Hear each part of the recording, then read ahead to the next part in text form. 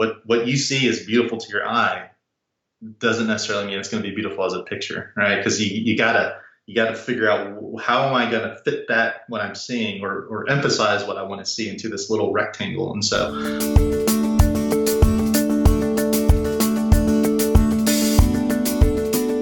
hello, welcome to this video on photographytv.com, and I'm honored to introduce John Graham. He's a good friend of mine here locally. When I was learning photography and I didn't know anything, he was one of those guys that I looked up to. When I saw his photos, I thought, man, I would love to get close to that level. He just has a great eye for photography, some great skills. So I'm honored to bring him on the show, and we're going to go on a trip with him. He's going to talk through one of his recent trips and highlight some of his spectacular photos that he got. So John, welcome to the show. Hey, Paul, thanks a lot. I really appreciate the kind words and having me on as a guest. Yeah, man, we are excited. So John, I'll ask you a couple things just to get us started, but first, describe yourself as a photographer. Well, I mean, I'm just an amateur photographer. Been doing it for probably about 10 years or so. Kind of like you, I started off because I'm a family man. I'm a dad. I got two boys and a girl, and I started dabbling at first with some video and kind of learned some of the basics when it comes to exposure. Sensitivity and all that. And so that transferred over to when I started getting into photography. I wanted to capture those images of my kids growing up and really got into it. I like I said, I've been doing that for about 10 years, and I had a short stint doing it professionally part-time. I felt like I was at a place where I could, I was good enough to at least, for someone to pay me to take pictures. And so I did that for maybe about a year and a half. I juggled that with my full-time job, and it was fun. Focus on portraiture. So it was fun. Maybe I'll pick it up again professionally at some point in the future. But I'm just an amateur photographer for the most part. Awesome. That's why I love having you on this show, because I think most everyone that watches the show is like us, want to take better pictures of their kids, want to document those memories. So we are excited to have you. So we'll get into the trip here in just a moment. But before we dive into the trip, tell me about the photo gear. Everyone wants to know what you're shooting with, what you brought, that type of stuff. So we have an idea of what we're looking at as we head into it. Yeah. So the gear, I mean, really, it's important. So, so what I have, and I have a camera that I've had for about 4 years now. It's a Nikon D600. It's not the latest and greatest, but still very solid. Does a great job. So I use that. So that's what I use. Nikon D600. Also use. I brought the main workhorse for these pictures was again nothing too fancy. A Nikon 24 to 120 zoom lens, and a Tamron 70 to 300. So, third-party lens, but really has impressed me with its quality and ease of use. And then, so those are really the only two lenses I use for these landscape shots. Love it. Love it. Let's talk about the trip. Give us an overview of where you went, what the itinerary was, and then we'll jump into the photos. Yeah. So I had an opportunity to go up to Wyoming and go to Grand Teton and Yellowstone. The only reason I was going up to that area for my family was because my dad, he's semi-retired, and he has a cabin in the Black Hills in South Dakota. And so, it's kind of in the neighborhood. It's just really on the other side of the Wyoming border towards the east. And so I was like, hey, this is awesome. Always wanted to come to the Tetons and see Yellowstone. And so I was able to, plan it out where I went there first for a couple days, and then from there headed east to the Black Hills. Awesome. It was a family ordeal. I mean, this wasn't, me like, hey, I'm going to go, on a photo excursion or anything like that. I wish I could. I mean, that'd be awesome. Someday I could do that. I would love. I mean, I want to go back for sure at some point. But this was a family trip primarily, right? And so the photography was secondary to that. Awesome. So you drove from Fort Worth, Texas, all the way up to Wyoming. Take us through that final leg of the drive when you're getting close and you're getting excited about where you're about to be. Yeah, so driving in, of course, I kept scanning the horizon. When are we going to see the Tetons? It's just like a excited little schoolgirl, waiting for that to come up. But yeah, and so as we got closer and closer, at first I was just amazed, just driving in. It was just incredible. I mean, it's just uh, to anyone that's already been there, I mean, they know what I'm talking about. It's just absolutely, it is by far the most beautiful place I've ever been. It's just incredible. And so, well, as I was driving in, there was this one view off the road. We're heading, west, northwest. And I mean, it was just incredible. I mean, there was this field, and it just looked incredible. And there's like a fence. And it's old, tiny looking fence, like looks like it was built by pioneers. Maybe it was, I don't know, but it was just like perfect. I mean, just like captured like this is Wyoming. And you got the Tetons, which are just the most incredible looking mountains. They're so rugged and jagged, and they're just boom right in front of your face. And so I was tempted, of course, to like pull over the truck, take a picture of that. But I knew, I was like, well, one, not only are we tired, we want to hurry up and get to the lodge, but even if that wasn't a factor, it wasn't right? So the lighting, it was later in the day, the sun was already setting, it was behind the mountains. It just, it was still beautiful to look at with the naked eye, but I knew it wasn't going to work out as a picture. So I made a note, and I told my wife, I said, hey, we're going to be heading out this road when we're going to be going to South Dakota. So I want to make sure that when we leave, it's early enough, because I know that the sun's going to be rising on the other side, and it's going to be, the light's going to be hitting those mountains really well. Everything's going to be just lit up. And I was like, so I want to make sure on our way out in a couple of days that we come back this way, and I want to make sure I pull over at that point in time and get the picture that I'm envisioning in my head. Awesome, man. What I love about that story is light is everything when it comes to photographs, let alone landscapes, right? Yeah. So you were aware of that, you thought about it, and let's take a look at that picture that you got on the way out when the light was right, and tell us a little bit more about it. So here's the shot I was just talking about on the way out, or that I saw on the way in, that I took on my way out. And it was, so we, pulled over to the side of the road, the wife, kids still in the truck. And, I just, just kind of wandered off a bit to the edge of this fence. What I wanted to do with this was to really, it's hard to, most people think, if you just whip out your iPhone or whatever and you take a picture, you look at it and you're like, man, that doesn't really look like what I saw, right? It absolutely doesn't. And so I knew that in order to capture that, because things diminish and disappear in the backgrounds, especially with lenses that you have like on your phone, because they're kind of medium wide angle lenses, 28 millimeters, 35 millimeters, somewhere around there.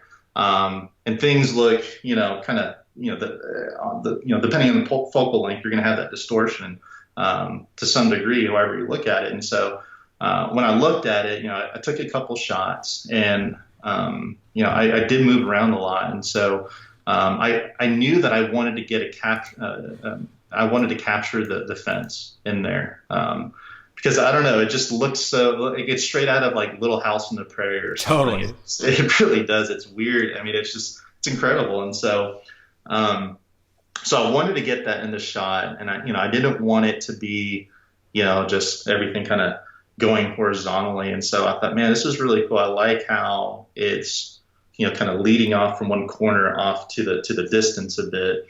Adds a little bit of interest there. But of course, the centerpiece are the Tetons themselves. And so I had to play around, and I ended up using a focal length of 85 millimeters on this. And instead of what typically a lot of people think, oh, this is big, huge, expanse, I want to get really wide, and no, I mean, it won't work, because those mountains would have been tiny, right? You would have seen nothing but fence. And so I had to kind of move around and think about it and step way back from the fence, and knew to zoom in. And I'm using a 24 to 120, nothing really fancy, just a good solid lens by Nikon, and so I zoomed into 85, and it just got those proportions between the foreground and the background, what I wanted to see, and what I felt like really captured the mood of what I was seeing with my own eyes. And so I did that, and of course shot at a smaller aperture. So I used f8 for this at 1/500th of a second. And of course, this goes with all of the photographs that we'll be looking at. It's, moving around. You gotta, kind of play around with it, take advantage of the fact that, we all shoot digital now for the most part. And so, taking extra pictures doesn't hurt. And you want to just take your time and try to capture the mood. And that's what I can't wait. I haven't printed it out yet, but that's one of the ones that I want to get printed out and, maybe fill in this blank white space. There you go. Man, but yeah. That's exactly what we're looking for in this video. That you gave us probably 12 different nuggets of creativity, ideas, the perspective. I never would have thought you shot this at 85 millimeters, to your point. And I fail at that. I always try to go wide and just think about the wide. So again, that's why I love doing these interviews and appreciate your perspective, because I don't think I would have put that one together. And then composition, all of it. You gave us a ton of tips. I can't even recap it all. So Cool. Awesome.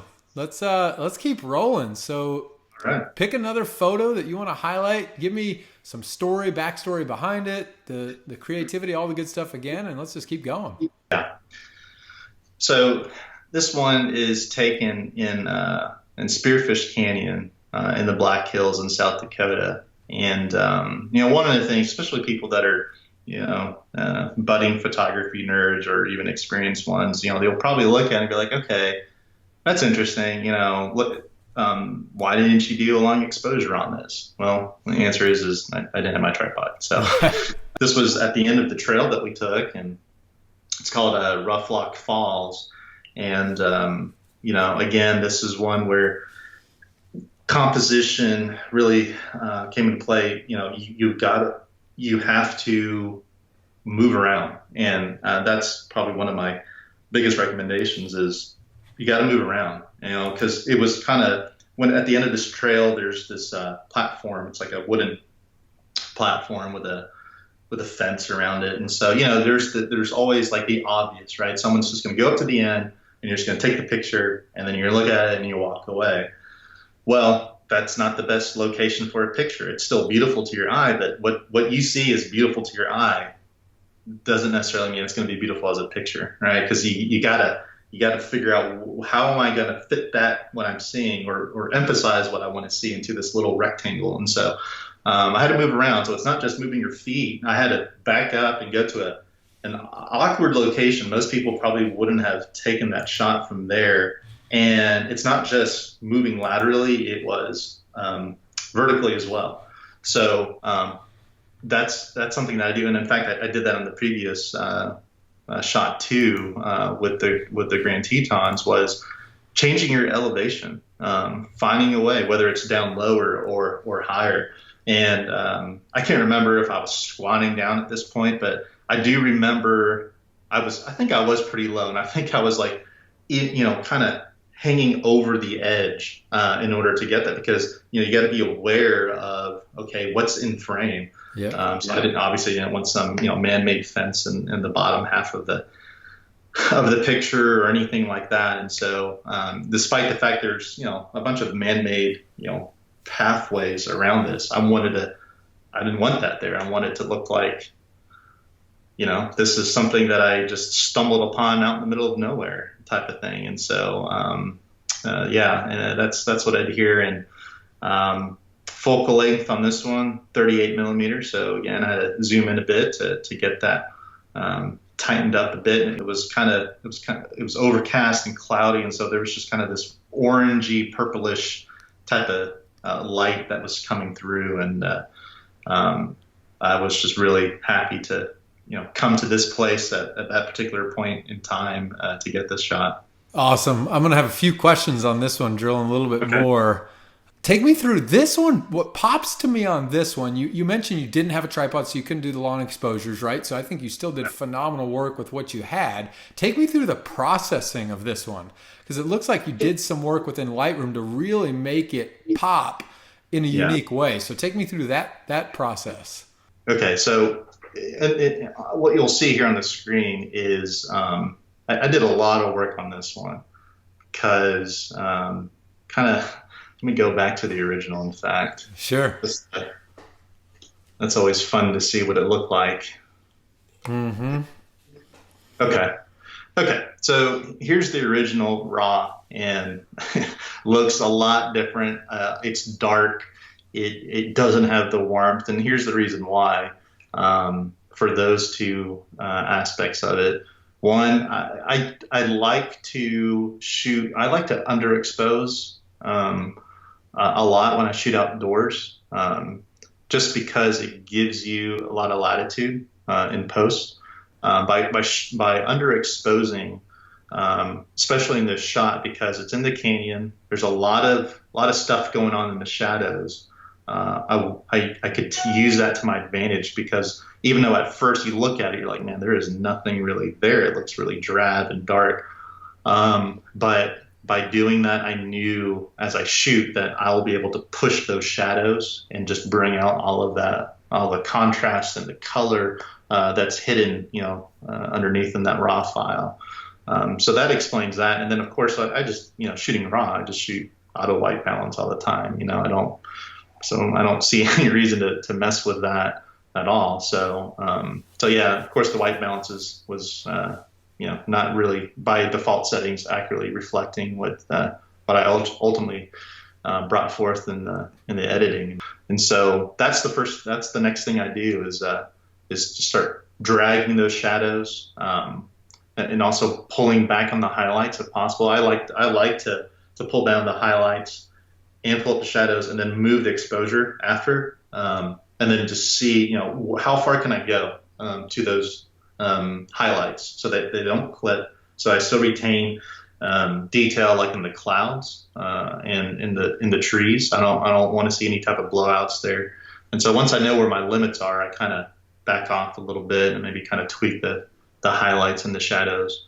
And then what I wanted to do, because even though I started messing with the white balance, I wanted to capture the warmth that I felt, because as I was walking there, maybe just even just a minute before, because the clouds are moving, there was a beam of light coming through. It was a little bit more warm, so I wanted to put that in, and so just started dabbling around with the sliders, the highlight, the split toning, and so started putting in a little bit more of an orange hue to it.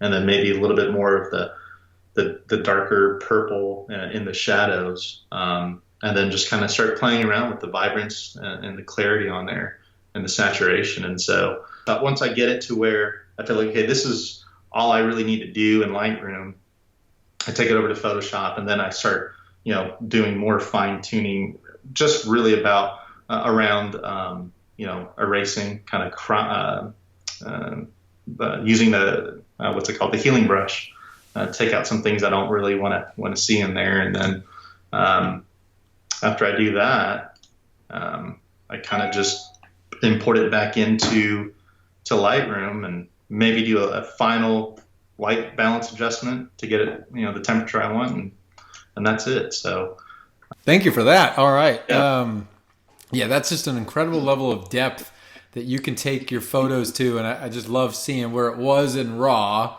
to where it finished in the end, and just the Lightroom skills, the editing skills, that in and of itself is just as important to some extent as what you capture in the camera. You've got to be able to take it from start to finish. So thank you for taking us through that.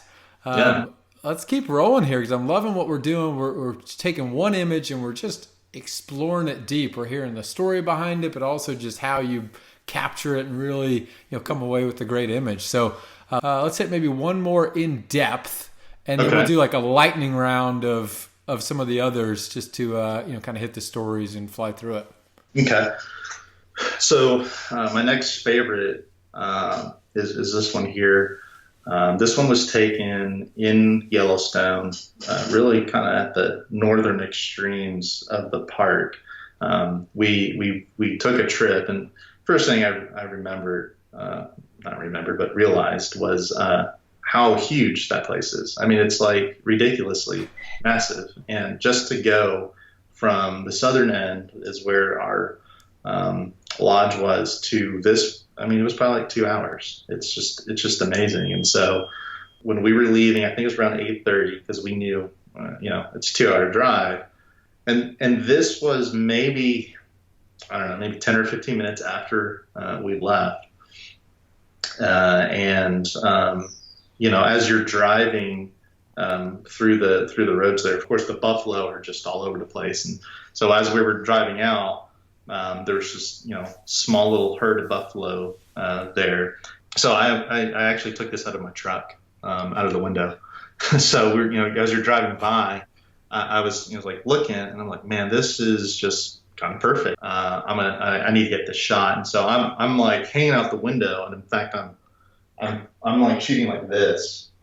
So yeah, I'm basically almost fully turned around because I knew where I was over here. If I was facing the other way, the mountains in the background just weren't doing it, and just the colors weren't right. I mean, just the sun was facing or setting right behind those mountains where we were pretty much, and so I wanted to get that light, and so I think it paid off. To get this picture, just to hang out the side of the truck for a bit. And so, I was just really, really excited about it. And again, because, I underexposed, and this was pretty late at night. I mean, yeah, good thing it doesn't get dark at 8:30 there or 8:45. So we still had some sunlight, but, it really started to push the limits of my sensor. But again, the original was pretty dark, but I was able to push it in post and get a lot of detail out of the shadows, but not too much light coming in, but just enough to get this picture and to pull it off. That's awesome. I love the story of hanging out the window. Yeah, the things you do to get the shot, right? That's exactly right. So let's roll through a few more. Just think of these ones as just quick, rapid fire, couple quick tips that come to mind on each one, those types of things. Okay. So I'm gonna move over to the next shot that I took while we were walking through just outside of Old Faithful, that whole area in Yellowstone. What I did here was, I had a 24 millimeter lens, and the way that these boardwalks go through the whole this part of the park, you're pretty close to the geysers, and so I was kneeling down here. I wanted to put this one up front again, kind of just like take out the foreground, really kind of give that big presence. But even at 24 millimeters, I mean, it just wasn't wide enough, and so I got as low as I could. I wanted to get that perspective that I want. Try to use the rule of thirds to try to kind of divide it up in that way. But yeah, so what I had to do is this is a panorama, and not like a massive one. It's really just I think it was just two shots, and I took one, looking over to the left, and just moved over maybe a third or half of the way over to the right. Because I wanted to capture the whole thing, right? The picture wouldn't work if I was, not right, capturing that whole entire, that orange rim around there. So that's just something, it's just about finding the right spot, horizontally, but also vertically. Get low if you need to, if it adds some drama and some presence to something, and then, work with what you got. I wish I had a 14 millimeter wide angle for this one, but I don't have that. So what's the next best thing? Well, go as wide as you can and stitch it in post. So that's what I did. Awesome. Use what you got. You are clearly demonstrating how to do that effectively. So do you stitch it in post in Lightroom by using the merge, or what's the way that you do it? Yeah, that's what I do. It works pretty good. I mean, I'm on the most current version of Lightroom, and it's been pretty good the last couple of years. I think it's gotten better, of course, with each release. So I just, pull in those raw files and, just highlight them and let the software do the work, and it does a pretty good job, I think. Okay, let's do the one. This one's in the Black Hills. It has the little island, that rock island with the. Yeah. Oh no, I was looking at. Okay, so this was as we were taking a little drive through the Black Hills, which is just an amazing place to go. And there's all these little lakes right in the middle of these valleys, and so pulled over, and again, timing was my friend here. The sun was starting to go down, and it just kind of had this like haze, and then just the way that the sun was hitting through. So I thought it was pretty cool. I liked seeing the different levels. Caught my eye of the as the hills went further back in the background here, and they got hazier and hazier. So it just kind of gave it a more 3D look, and gained some perspective. But so on this one, this was just on the I took this on the edge of a little overlook, and I zoomed all the way out to 120.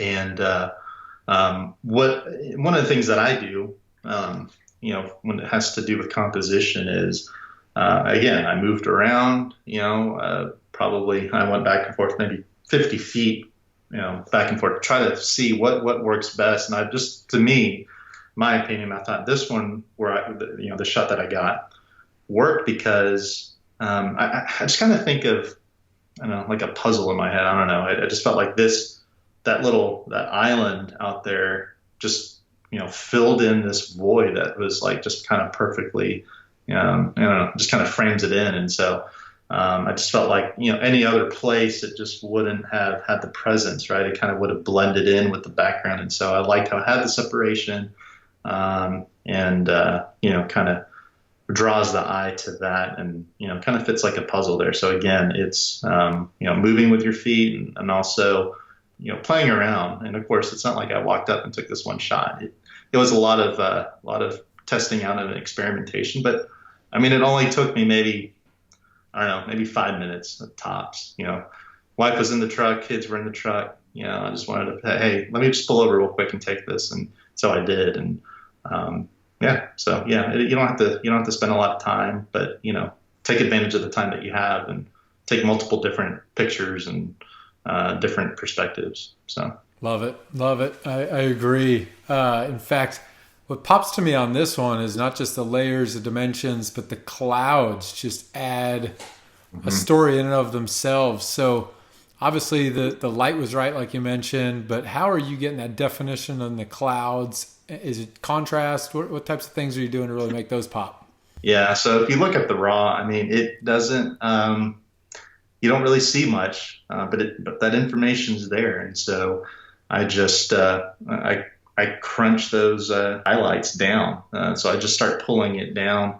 And you can see here, if you're able to look on the video, I mean, that's my first step after changing the camera profile, the landscape, is pull back those shadows, boost up those highlights, and then start seeing what I got, and then start tweaking saturation and hazing. And I really like this this new feature on the latest Lightroom, the dehaze. That does a pretty good job of just kind of cutting through that. So yeah, it just kind of adds that contrast. So I think that a lot of it has to do with that capability of the software to cut through some of the the bland kind of featureless part of the clouds. And I think I did some localized brushes on this one too, because again, our eyes see a wider dynamic range of highs and lows. And so when you look at the camera, especially in RAW, it's going to be flat. But so yeah, use the capability of RAW to push and pull, and even sometimes if you just you drag those sliders, shadows all the way up, highlights all the way down, it still may not be enough. And sometimes you gotta find the areas where you need to go in there with your brush and start adding a little bit more or a little bit less of what it is you're trying to accomplish there. So in this case, I I started lowering the exposure values in the clouds. So I used that brush, feathered it out around the edges, where it hit the tops of the hills. So that way I can pull back all that exposure on the clouds and be able to give some definition there. Awesome. John, I think we're in a good place, man. Clearly, you've added a ton of value, a ton of ideas, and we cannot thank you enough for joining photographytv.com and sharing your story. So thank you. Yeah, thank you so much, Paul. It's been really fun. Yeah, I'm really impressed with what you've done, launching the site and, the ebook and everything. It's awesome stuff. And so I'm really excited to see what you do with the site. And I can't wait to see what new content you bring in yourself, as well as any future guests that you have on the show. So thank you again. I'm really honored to show my work here.